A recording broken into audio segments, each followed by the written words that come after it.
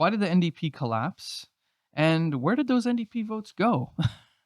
And who were voting for the Liberals? Who was voting for the Conservatives? Now, normally there's a lot of assumptions about who votes for what party, right?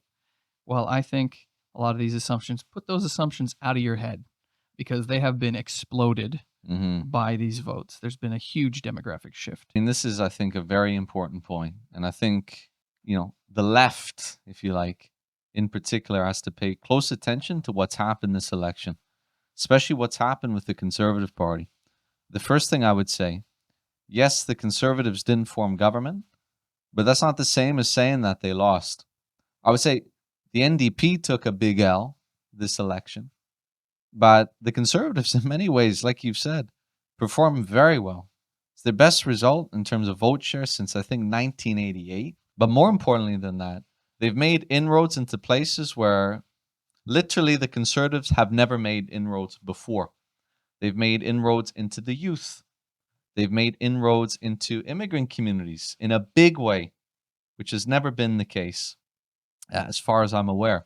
And as you were hinting at, they've made inroads into NDP strongholds and specifically working class, trade union dense ridings, especially places where you find private sector trade union members.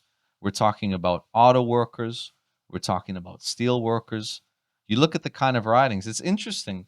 Actually, as far as I remember, in terms of the NDP ridings that flipped, I think there were more that flipped to the Conservatives, slightly more, than there were ridings that flipped to the Liberals, if I remember That's correctly. true. And you look at where those ridings were. I mean, Windsor was one of them, if I remember correctly. Yeah, they won both Windsor ridings. Both Windsor ridings. Hamilton. Okay, what's in Windsor? What's in Hamilton? A whole lot of blue collar workers who voted for the NDP for years. And clearly, a shift has taken place. I think this is very, very indicative of what's happening in broader society. I think we need to pay close attention to that if we're going to understand what's happening politically in Canada.